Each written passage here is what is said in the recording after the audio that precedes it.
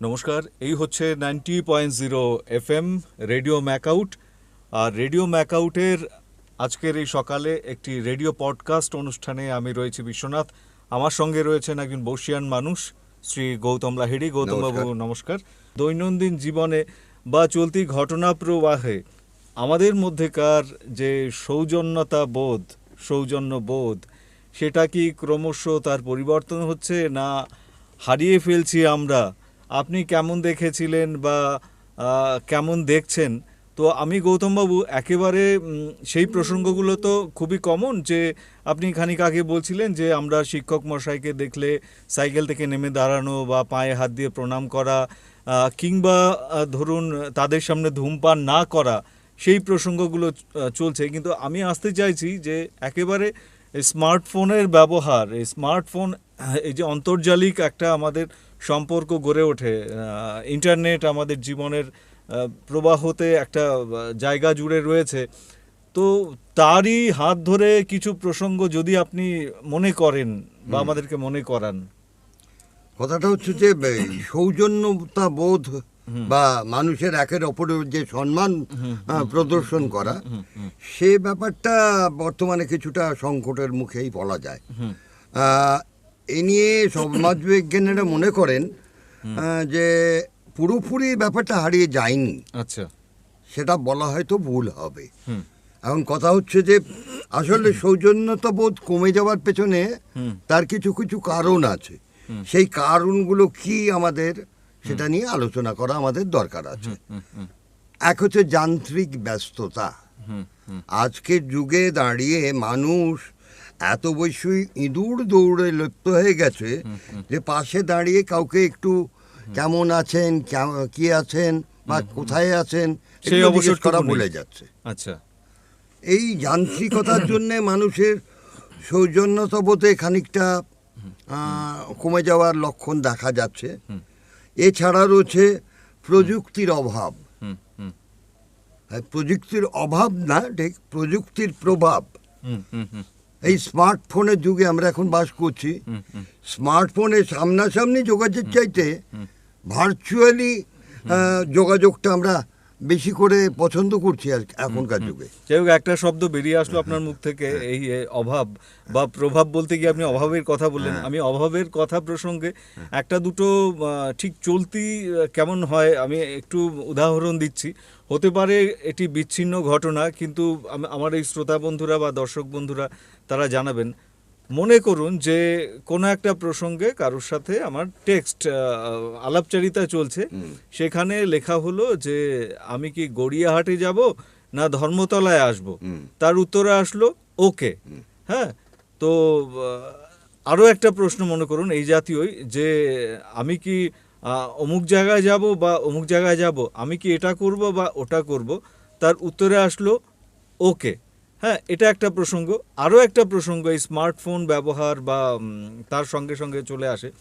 মনে করুন যে আমরা কারোর সাথে আলাপচারিতায় রয়েছি, সেখানে বাক্যালাপ চলছে, নিঃশব্দ বাক্যালাপ চালাচালি চলছে, সেখানে আমরা লিখে চলেছি টেক্সট বা এই শব্দবন্ধ পাঠানো হচ্ছে। সেখানে দেখা গেল ওই কয়েক সেকেন্ড তার সাথে কিছু প্রসঙ্গ বিনিময় করার পরেই, সঙ্গত প্রসঙ্গ, সেটা খুবই অসঙ্গত কিছু নয়, করার পরেই হঠাৎ তিনি নিমেষে হারিয়ে গেলেন এবং ফিরে আসলেন। দেখা গেল আবারও 10 মিনিট পর তার রিপ্লাই দিলেন। তো আমার অন্তত ব্যক্তিগতভাবে মনে হয় গৌতমবাবু, যে আমি অন্তত পারিবারিক স্তর বলুন বা প্রচলিত যে আমাদের কাঠামো, সেই কাঠামো অনুযায়ী যেই শিক্ষাটা পেয়েছি, যে যদি আমি ভাবি আমার বাড়ির দরজায়, আমার বাড়ির বারান্দায় কেউ একজন অতিথি বা আমার পরিচিত কেউ একজন এসছেন, তার সাথে আমি দাঁড়িয়ে কথা বলছি, তা কথাটা শেষ না হওয়া পর্যন্ত, এবং তিনি হয়তো কোনো কারণে প্রসঙ্গ শেষ করে তিনি বের হচ্ছেন, তিনি চলে যাচ্ছেন, তো তিনি চলে না যাওয়া পর্যন্ত অপেক্ষা করা, বাড়ির দোরগোড়ায় তার জন্য অপেক্ষা করা, তারপর আমি বাড়ির সদর দরজাটা বা আমার গেটটি আমি বন্ধ করব। এটা ঠিক মনে হচ্ছে আমার যেন এখানে যখন আলাপচারিতা চলছে স্মার্টফোনে, সেখানেও যেন তারই প্রতিচ্ছবি পাওয়া উচিত। আপনি কি মনে করেন? আমি বোঝাতে পারলাম কিনা জানি না।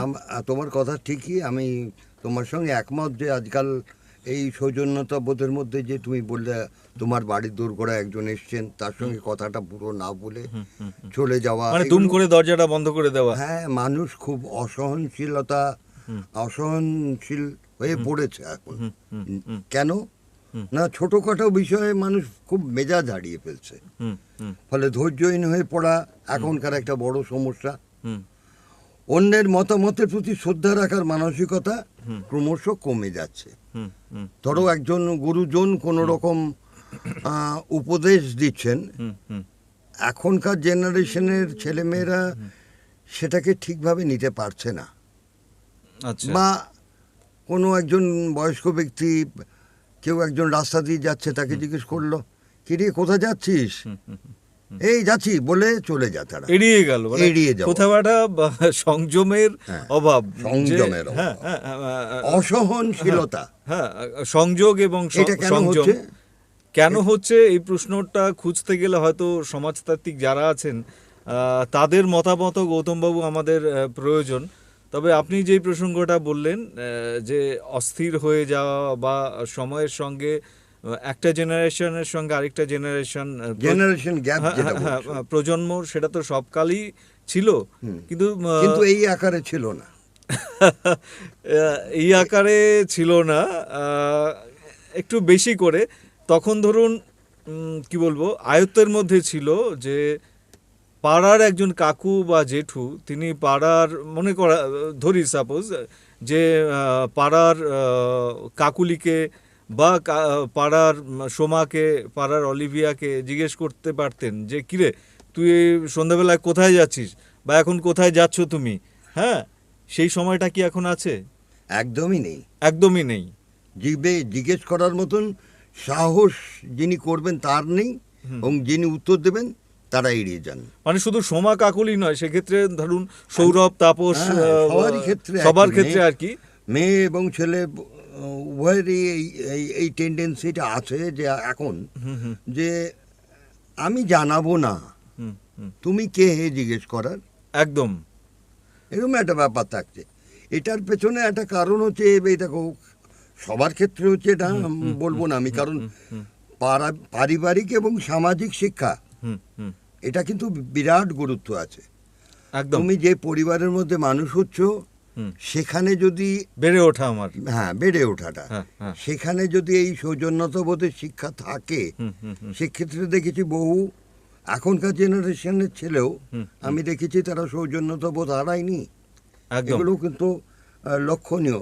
সুতরাং সবচেয়ে বড় জিনিস হচ্ছে আমি কোন পরিকাঠামোয় বড় হচ্ছি, একদম পারিবারিক অবস্থা, বা আমি যাদের সঙ্গে মেলামেশা করছি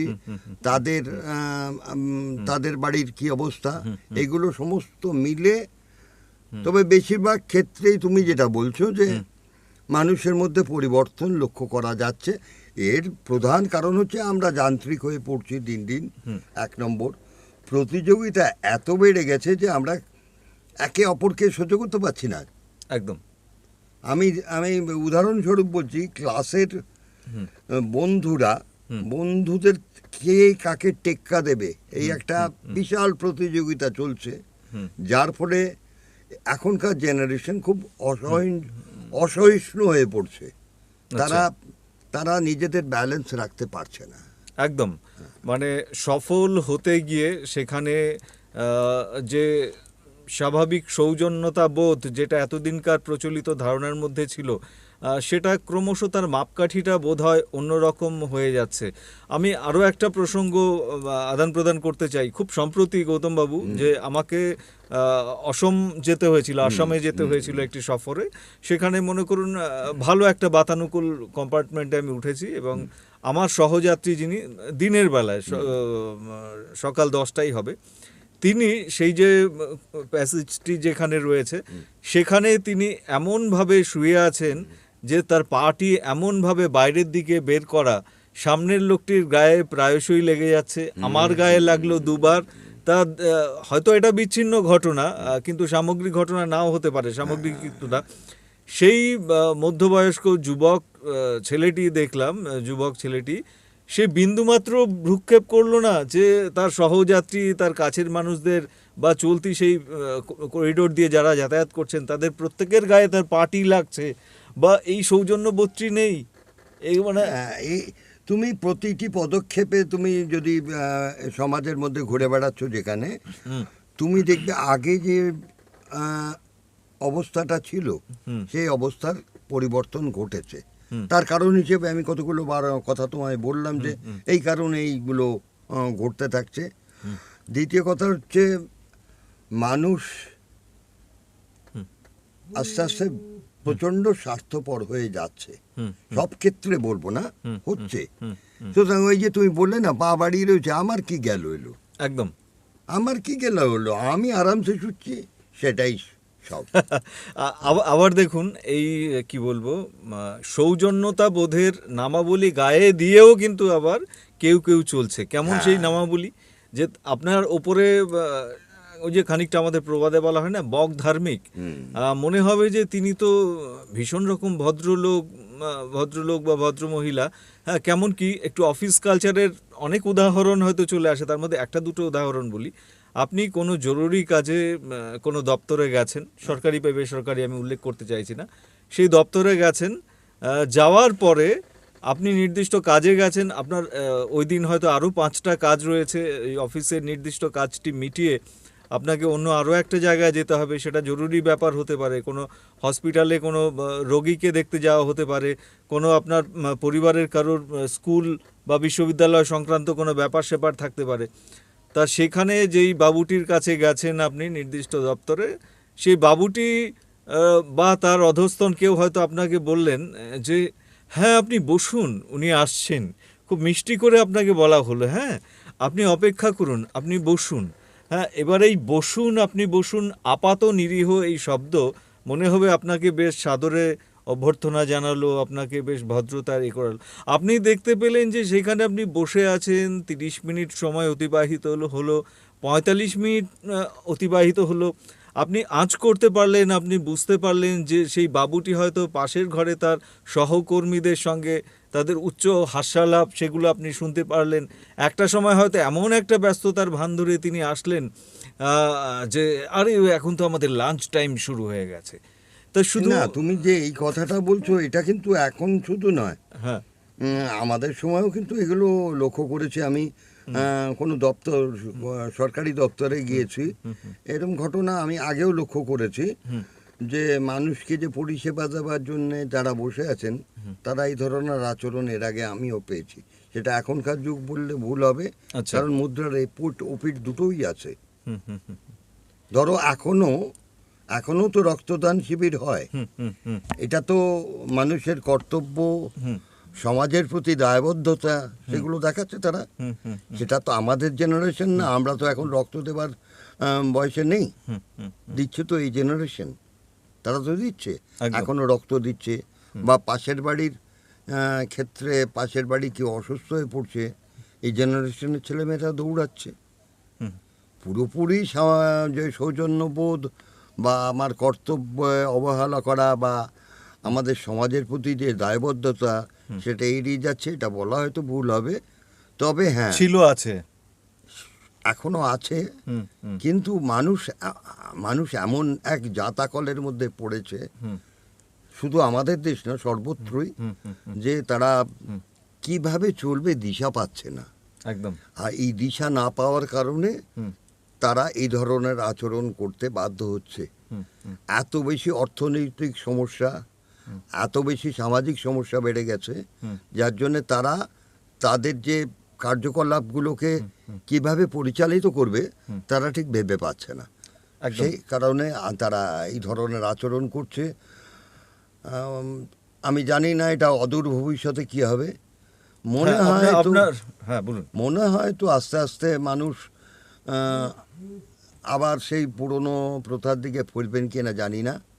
আশা করব যে মানুষ আস্তে আস্তে নিজস্বতা ফিরে পাবে, আমরা আবার সেই আগেকার মতন অবস্থায় ফিরে যেতে পারবো।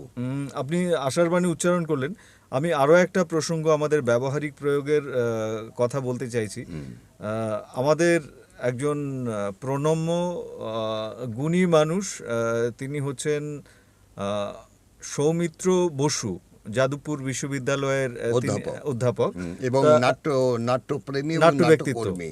তা সৌমিত্রবাবুর একটা কথা আমার মনে পড়ছে। সৌমিত্রবাবু বলছিলেন যে একটা ঘরোয়া আলাপচারিতায় যে যে দেখো, একটা সময় তো ছিল কোনো একটা বিবাহ অনুষ্ঠান, বিয়ে বাড়িতে গেলে হ্যাঁ তখন আরও 5 জনের সাথে দেখা হতো, তাদের সাথে কুশল বিনিময় হতো। তা সেইটা না এখন আর দেখতে পাই না, ভীষণ রকম অভাব বোধ করি।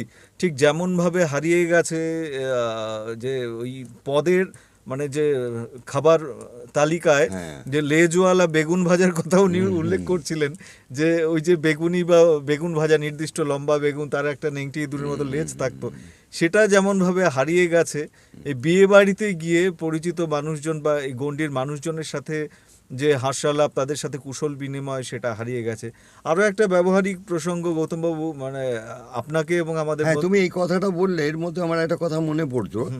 এখন আগে গিয়ে তুমি যে বললে না, মানুষ একটা কোনো অনুষ্ঠান বাড়িতে গিয়ে তারা 4 জন চেনা পরিচিতর সঙ্গে বসে গেলেন, অনেকক্ষণ ধরে কথা বললেন, কুশল বিনিময় করলেন, কিন্তু এখন সেটা করতে পারেন না। কারণ কি? 1 নম্বর হচ্ছে যে সময়ের অভাব মানুষের বড়, এবং আত্মকেন্দ্রিকতা। মানুষ এত বেশি আত্মকেন্দ্রিক হয়ে পড়েছে যেগুলো করতে তার ইচ্ছে করে না আজকাল। মানে বিয়ে বাড়ি গেলে আমি চাইছি একটা প্রাচীর তৈরি করে রাখতে, নাকি আমার চারপাশে? না, ঠিক প্রাচীর বললে ভুল হবে। তাহলে তারা চাইছেন যে আমার এক্ষুনি এই যে বিয়ে বাড়িতে এসছি, আমার এটা আমার নিমন্ত্রণ রক্ষার জন্য এসছি, এখানে এসে আমার ওই উপহার দেওয়া, খাওয়া, এই পর্যন্তই আমার কাজ। কিরে কেমন আছিস? একজনের সঙ্গে দেখা হলো, বহু পরিচিত, বহু অনেক দিন বাদে দেখা, তার বাড়িতে কে কী কেমন আছে সেগুলো জানা আজকাল আর করেন না। তারা চেষ্টা করেন চট করে গিয়ে উপহার দিয়ে তাড়াতাড়ি করে কী করে বাড়ি ফিরবো। বাড়িতে গেলে নানা রকম সমস্যা। আমার ট্রেনে এত সময়ের মধ্যে ট্রেন আসবে। লোকে আগের দিনে কি করতো, গেছে বিয়ে বাড়ি, ফিরতে পারবো না, তা থেকে গেলাম রাত্রিবেলায়। এরকম ঘটনা প্রচুর আমাদের জীবনেও ঘটেছে, যে রাত্রিবেলায় বাস পাবো না, সারা রাত্রি হই হুল্লোড় করে কাটিয়ে দিয়েছি। কিন্তু এখন সেটা পরের দিন অফিস যেতে হবে, অফিস না গেলে সমস্যা। একদম এই ধরনের একদম। তো বিচ্ছিন্নভাবে অনেক কথা আমরা দুজনে আজকে বলার চেষ্টা করলাম, যে শ্রোতা বন্ধু এবং দর্শক বন্ধু যারা দেখছেন আজকে রেডিও পডকাস্ট এই অনুষ্ঠানে। আমি অনুরোধ করব, আপনাদের অবশ্যই অনেকের অভিমত রয়েছে, বা আমরা বিশেষজ্ঞ তো নই, শুরুতেই বললাম যে আপনাদের এটা অনুষ্ঠানটা দেখে যে আমরা যে কথাগুলো বললাম তার সহমত পক্ষে এবং বিপক্ষে যদি আপনাদের কিছু বলার থাকে আপনারা বলবেন। একদম। ধন্যবাদ, নমস্কার যারা এতক্ষণ আমাদের সঙ্গে রইলেন, নমস্কার।